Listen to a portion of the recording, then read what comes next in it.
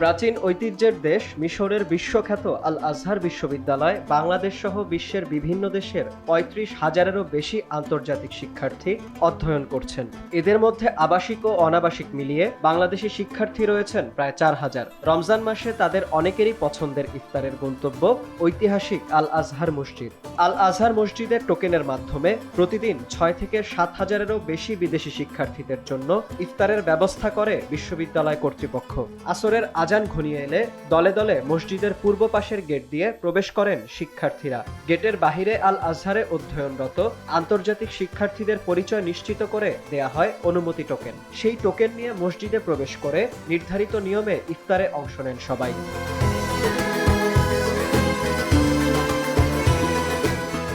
সুউচ্চ মিনার বেষ্টিত প্রাচীন এ মসজিদের অভ্যন্তরে বিরাজ করে প্রশান্ত এক পরিবেশ। চারপাশের কাঠের বিভাজিত অংশে নারী শিক্ষার্থীরা ইফতার ও নামাজ আদায় করেন। মাঝখানের সাদা টাইলস করা খোলা উঠানে নামাজ শেষে কেউ কোরআন তেলাওয়াতে মগ্ন থাকেন, কেউ বা তাসবিহ পাঠে ব্যস্ত।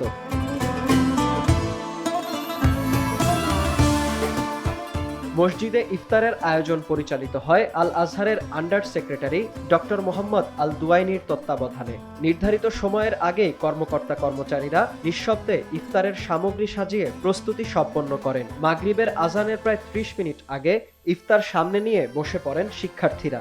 আজানের পূর্ব মুহূর্তে একজন কারি সুমিষ্ট কণ্ঠে কোরআন তিলাওয়াত করেন। খরচ বাঁচে ৬৫% পর্যন্ত। ওয়ালটন বিএলডিসি ফ্যান ছড়ায় স্বস্তির সবুজ হাওয়া। আজান ধ্বনিত হতেই খেজুর ও পানি দিয়ে ইফতার শুরু করেন শিক্ষার্থীরা। এরপরেই সবাই নামাজে দাঁড়িয়ে যান। নামাজ শেষে পরিবেশিত হয় বাকি খাবার। ইফতারের মেনুতে থাকে মিশরের ঐতিহ্যবাহী নানা পদ, যেমন খেজুর, শরবত, ভাত, স্থানীয় রুটি ইশবালাদি, ফ্রেঞ্চ ফ্রাই, চিকেন ফ্রাই, কোপ্তা, সবজি ও মিশরীয় নানা ধরনের মিষ্টান্ন।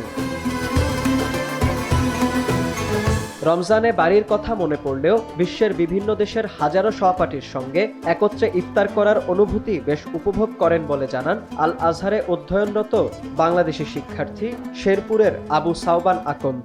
এখানে প্রায় ১২০টি দেশ থেকে হাজার হাজার শিক্ষার্থীরা এসে এখানে ইফতারে অংশগ্রহণ করে। এখানে প্রায় ৫ থেকে ৭,০০০ মানুষের ইফতারের আয়োজন করা হয় প্রতিদিন।